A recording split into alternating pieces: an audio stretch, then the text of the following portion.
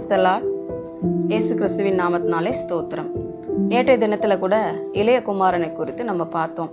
இளைய குமாரன் தன் தகப்பன் இடத்துல போய் எனக்கு உரிய பங்கை கொடுங்கள் என்று சொல்லி வாங்கி கொண்டு அவன் தூர பிரயாணம் போனான் என்று பார்த்தோம். அந்த பங்கு என்பது என்ன? பிதாவின் இடத்துல பிதா வீட்டிலிருந்து தன்னுடைய பங்கை பிரித்து எடுத்துக்கொண்டு அவன் தூரம் போனது. அந்த பங்கு என்பது என்ன?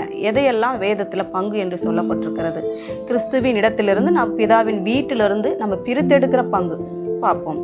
முதலாவது எபிரேயர் 3ஆம் அதிகாரம் 1வது வசனத்துல பரம அழைப்பின் பங்கை நம்ம என்ன செய்கிறோமா? பிரித்து எடுத்து கொண்டு போகிறோம். பரம அழைப்பு என்பது என்ன?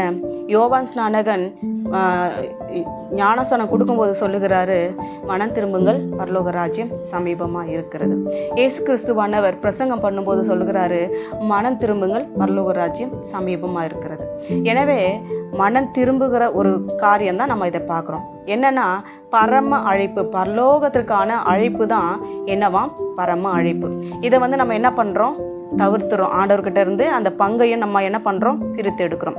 2வது அதே அதிகாரத்தில் 14வது வசனத்தை பார்த்தீங்கன்னா, கிறிஸ்துவின் இடத்துல இருக்கிற அன்பு. கிறிஸ்துவின் இடத்துல என்ன அன்பு இருக்கிறது? நமக்கு என்ன பங்கு இருக்கிறது? கிறிஸ்துவின் இடத்துல இருக்கிற பங்கு என்னன்னா, கிறிஸ்து நமக்காக தான் வந்தார், நம் பாவங்களை மன்னிக்கும்படியாக வந்தார்.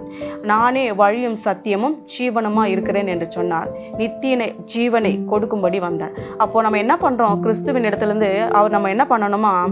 எப்படி ரட்சிக்கப்பட்ட ஆரம்பத்தில் அவர் இடத்துல அன்பா இருந்தோமோ, உறுதியோடு நம்பிக்கையோடு அவரோடு இருந்தோமோ, முடிவு பரியந்தமும் உறுதியாய் அவரே பற்றி கொண்டு இருந்தால் அந்த பங்கை நம்ம என்ன பண்ண முடியும்? பெற்றுக்கொள்ள முடியும் இல்லையா? 3வது பார்த்தோம்னா கிருபையின் பங்கு. கிருபையின் பங்கு என்பது என்ன? நாம் நிற்பதும் நிர்மூலமாகாமல் இருப்பதும் தேவனுடைய பரிசுத்த கிருபை இல்லையா?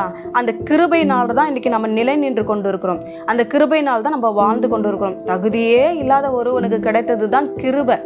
நம்ம எங்கேயோ எப்படியோ பாவியா வாழ்ந்து கொண்டு இருந்தோம். கர்த்தருடைய கிருபை தான் இன்னைக்கு நம்மளை கொண்டு வந்து நிறுத்தி இருக்கிறது. எனவே அந்த பரிசுத்தம் என்ன வேணும் நமக்கு? இயேசு கிறிஸ்துவின் இடத்துல கிருபையில பங்கு, அதையும் என்ன செய்யறான்? பிரித்து கொண்டு போய் விடுகிறோம். 4வது பார்த்தீங்கன்னா பரிசுத்தத்தில் பங்கு. பரிசுத்தம் என்பது என்ன? இயேசு கிறிஸ்துவின் ரத்தம் சகல பாவங்களையும் நீக்கி நம்மை பரிசுத்தப்படுத்துது, சுத்திகரிக்கிறது இல்லையா? அவருடைய ரத்தத்தினால கழுவப்படுகிற அந்த திருவிருந்து எடுக்கணும் இல்லையா? அப்பத்தையும் திராட்சை ரசத்தையும் திருவிருந்து ஒன்று எடுக்கணும் இல்லையா? பிதாவின் இடத்துல அதுதான் நமக்கான பங்கு, பரிசுத்தத்தில் பங்கு. இயேசு கிறிஸ்துவின் ரத்தத்தினால் கழுவப்படுகிற அந்த ஸ்லாகியத்தை நம்ம என்ன பண்றோம்? அதையும் பிரித்து கொண்டு நம்ம என்ன பண்றோம்? போயிடுறோம். 5வது பார்த்தீங்கன்னா திவ்ய சுபாவத்தின் பங்கு. இது எதில் போட்டிருக்குன்னா 2 பேதுரு 1:4 வசனத்தில் போடப்பட்டிருக்கிறது.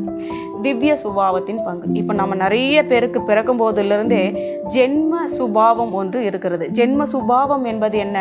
பிறக்கும் போதிலிருந்து ஜென்ம சுபாவம் என்பது கோபம், தாபம், கசப்பு, வைராக்கியம், சண்டை, பொறாமை, எரிச்சலி, மாம்சத்தின் கிரியைகள் எல்லாமே ஜென்மத்தின் சுபாவங்கள் தான்.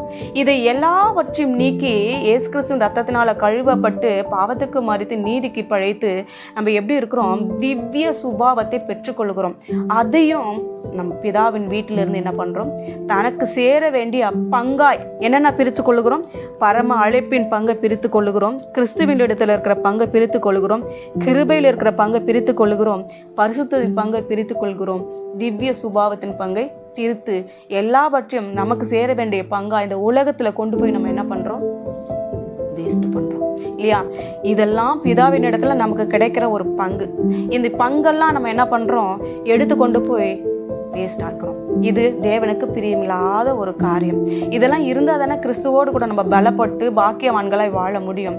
கடைசியாக நம்ம இன்னொன்று பார்க்கணும்னா, எப்படி இந்த ஒரு தகப்பனுக்கு 2 குமாரர்கள் இருந்தார்களோ அதில் மூத்தவனுக்கு எல்லாம் உண்டாயிருந்தது, இளையவன் தான் பிரித்து கொண்டு போனான். அதே போலதான் மார்த்தாள் மரியாள் என்பதை குறித்து நம்ம பார்க்குறோம். அந்த மார்த்தாள் மரியாள் என்ன செய்தாங்க? மார்த்தாளோ உலக காரியங்களை குறித்து கவலைப்பட்டு கொண்டு இருந்தால், மரியாளோ அந்த இடத்துல நீங்க அந்த லூக்கா 10ஆம் அதிகாரம் 42வது வசனத்துல நீங்க வாசித்து பார்த்தீங்கன்னா, தேவையானது ஒன்றே, மரியாள் தன்னை விட்டு எடுபடாத நல்ல பங்கை தெரிந்து கொண்டாள். மரியாதை போல நம்ம என்ன பண்ணணுமா? நல்ல பங்கை தெரிந்து கொள்ளணும். அதுவும் எதுனானா, இவன் பிதாவின் வீட்டிலிருந்து எல்லாவற்றையும் எடுத்துக்கொண்டான். இவளோ தன்னை விட்டு எடுப்படாத, தன்னை விட்டு யாரும் எடுக்காத, யாரும் பிடுங்காத, யாரும் தூரப்படுத்தாத ஒரு நல்ல பங்கு பிதாவின் பாதத்துல தான் இருக்குது. அப்பா வீட்டில் தான் இருக்குது, தேவ சமூகத்தில் தான் இருக்குது. அந்த பங்கை நம்ம தெரிந்து கொண்டால்தான் பரலோக ராஜ்யத்தில் நமக்கான பொக்கிஷம் உண்டாயிருக்கும். நம்ம சகலவற்றையும் சுதந்திரித்து ராஜாவின் பிள்ளையாய் ஆளுகை செய்ய முடியும். இந்த இளைய குமாரனை போல நம்ம என்ன பண்ணக்கூடாது, இது போல தேவனுக்கு உரிய திவ்ய சுபாவத்துக்குரிய எல்லா காரியங்களும் இழந்து தூர நம்ம போய்விடவே கூடாது. மரியாளை போல நம்மளை விட்டு எடுப்படாத நல்ல பங்கு ஒன்று தான் வாலிப பிள்ளைகளே உங்களுக்கு தேவையான ஒன்று. எனவே கர்த்தரோடு இணைந்திருங்கள், இந்த இளைய குமாரனை போல இருந்து விடாதீர்கள். ஜெபிக்கலாமா? நல்ல தகப்பனே, ஆசீர்வதிக்கப்பட்டதான இந்த நாளைக்காக நன்றி. கேட்ட ஒவ்வொரு வாலிப பிள்ளைகளோடு பேசுங்க, பெரியவர்களோடு பேசுங்க. தேவனோடு என்றைக்கெல்லாம் நம்ம இருக்கிறோமோ, பிதாவின் வீட்டில் இருக்கிற வரைக்கும் தான்ப்பா எல்லா சகல நன்மைகளும் வந்து சேரும். அதை புரிந்து கொண்டு வாழ உதவி செய்யும்.